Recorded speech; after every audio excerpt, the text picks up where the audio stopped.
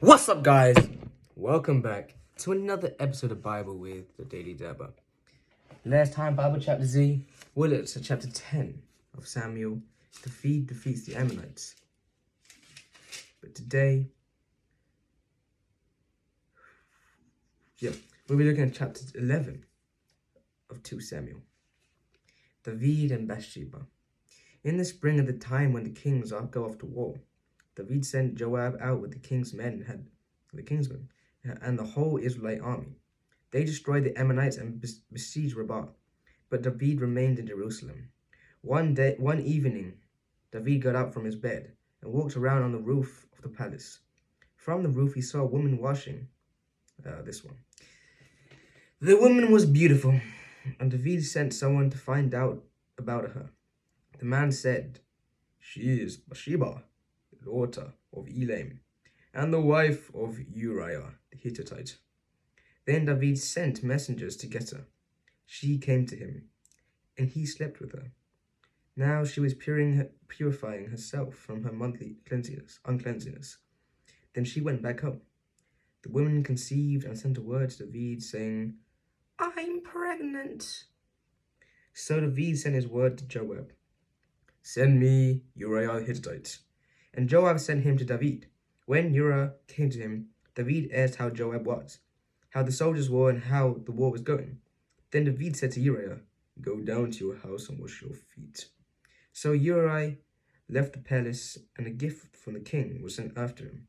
But Uriah slept at the entrance to the palace with all his master's servants, and did not go down to his house. David was told, "Uriah did not go home." So he asked Uriah, "Haven't you just come from a military campaign? Why didn't you go home?" Uriah said to David, "The ark and Israel and Judah are staying in tents, and my commander Joab and my lord's men are camped in the open country. How could I go to my house to eat and drink and make love to my wife? As surely as you live, I would never do such a thing." Then David said to him, "Stay here one more day, and tomorrow I will send you back." So Uriah remained in Jerusalem that day and the next. At David's invitation, he drank and ate with them, and David made him drunk.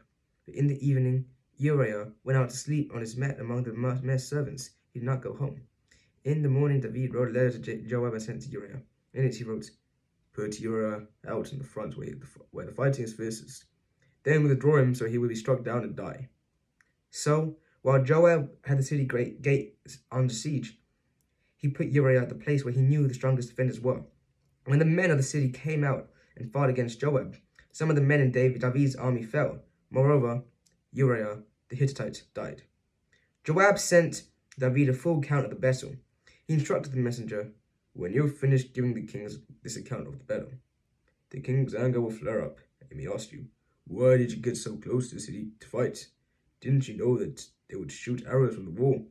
Who killed Abimelech, son of Jerubbaal? Didn't the women drop an upper millstone on him from the wall, so that he died in Thebez? Why did you get so close to the wall?' If he asks you this, then say to him, 'Moreover, your servant Uriah the Hittite is dead.'" The messenger set out, and when he arrived, he told David everything Joab had sent him to say. The messenger said to David, "The men overpowered us and came out against us in the open, but we drove them back to the entrance of the city gate. Then he also shot arrows in your servants at the wall, and some of the king's men died. However, your servant Uriah the Hittite is dead." David told the messenger, "Say this to Joab, don't let this upset you. The sword devours one as well as another. Press the attack against the city and destroy it." Say this to encourage Joab. When Uriah's wife heard that her husband was dead, she mourned for him. After the time of mourning was over, David had brought her to his house, and she became his wife and bore a son. But the thing David done had displeased the Lord. David, man, it's poor. But that's what lust can do to you. That's what the devil can do to you. That's what, all these things happen. But anyways, guys, thank you all for listening. It's been a pleasure. I am the Daily Dabber, and this is